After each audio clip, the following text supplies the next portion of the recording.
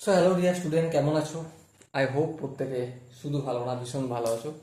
স্ক্রিনের উপর একটা প্রশ্ন দেখা যাচ্ছে, তাই না? এই প্রশ্নটা আমরা ধ্যান দিয়ে পড়বো, বুঝবো, তারপর অঙ্কটা করব। ওকে, কি বলেছে দেখো। এ can do 33 and 1/3% of a work in 10 days, and B can do 63, 66 and 2/3% of the same work in 8 days. Okay, both work together for 8 days.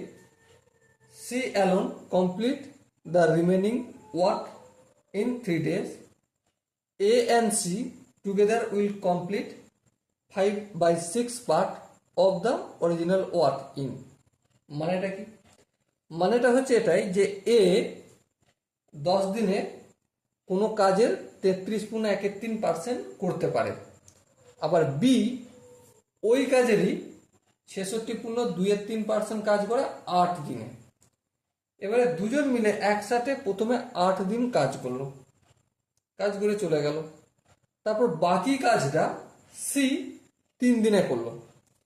এবার প্রশ্ন হচ্ছে এ এবং সি যদি একসাথে কাজ করতো তাহলে ওই কাজটা 5/6 কাজ করতে তাদের কতটা সময় লাগতো। দেখো, প্রথমত আমাদের এখানে যে গল্পগুলো দেয়া রয়েছে, এ এর একটা ভাগ আছে আর বি এর একটা গল্প আছে। এ কতটা কাজ করছে? 33.13%। মানে কত? মানে হচ্ছে 33কে 3 দিয়ে গুনলে 99, তাকে 1 দিয়ে যোগ করলে 100/3, আর এই পার্সেন্টেজটা উঠে গেলে 100, দুটো শূন্য হয়ে যাবে নিচে, 100 দিয়ে গুণ। এই শূন্য এই শূন্য কাটলো, এই শূন্য এই শূন্য কাটলো, তাহলে 1/3। তাহলে আমরা কি পেলাম? এ 8 দিনে কাজ করছে কতটা? 1/3। তাহলে 1 দিনে কতটা করবে? অবশ্যই 1/3 গুণিতক 8, তাহলে 1/24। বলো, এই জায়গাটা কি বোঝা গেল?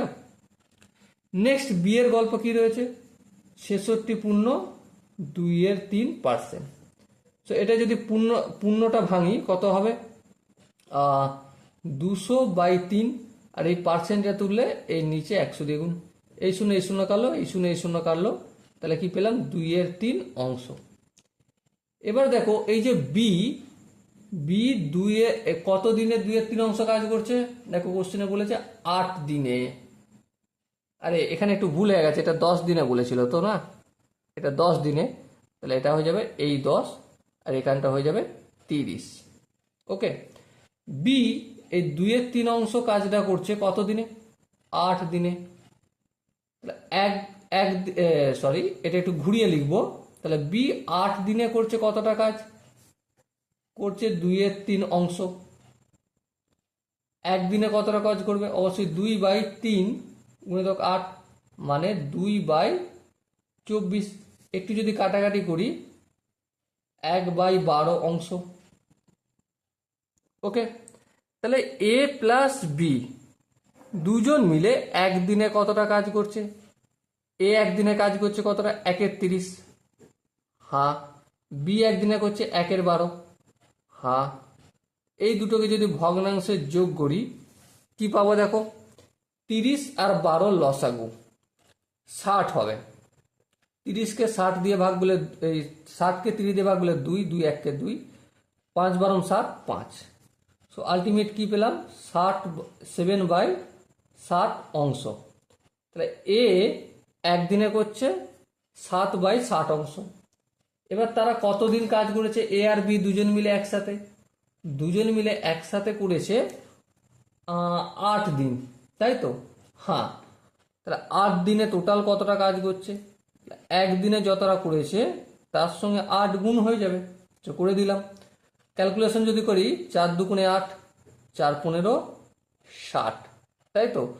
তাহলে 14/15 কাজ তারা দুজন মিলে করেছে। এরপর কি ঘটনা ঘটেছে? যে এ অ্যান্ড সি টুগেদার,